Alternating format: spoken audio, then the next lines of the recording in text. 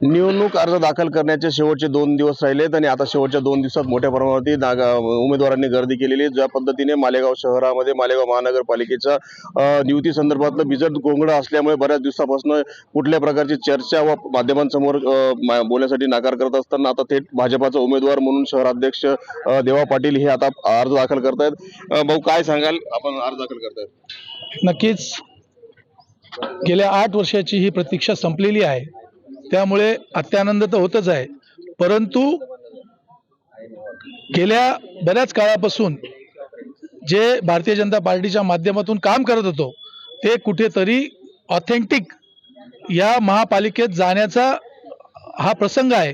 म्हणून येणाऱ्या काळात सर्वांगीण विकास हा प्रभागाचा तर होईलच, त्याबरोबरच भारतीय जनता पार्टीच्या ज्या काही योजना आहेत त्या तळागाळापर्यंत पोहोचण्यासाठी आजची ही उमेदवारी माझी आहे असं मी म्हणेल. नक्कीच शक्ती प्रदर्शन करत आता थेट उमेदवारी अर्ज दाखल करण्यात आलाय, परंतु युती संदर्भात कोणतेही संकेत या ठिकाणी देण्यात आलेले नाहीत. रात्रभर देखील गिरीश महाजन असतील, दादा भुसे यांनी चर्चा केली आणि आपण निवड समितीमध्ये होतात, आपल्याकडे निवडणूक प्रभाराची जबाबदारी दिलेली आहे. काय वाटतं, युती होईल का? पुढचे काय नियम? युती होण्यासाठी सर्व प्रयत्न चालू आहेत. आम्ही सकारात्मक आहोत आणि चांगला निर्णय येईल अशी अपेक्षा आहे.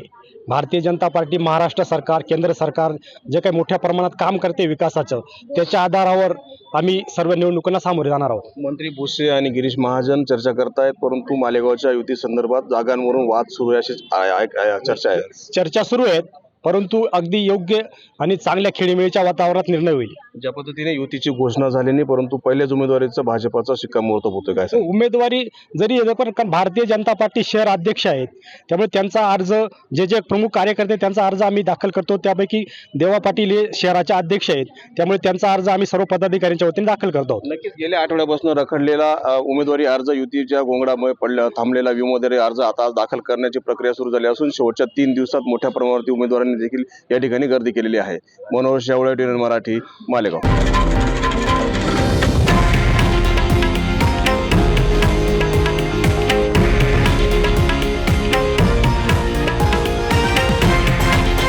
हे आहे देशातील नंबर 1 न्यूज नेटवर्क आणि आपण पाहत आहात TV9 मराठी, एकमेव.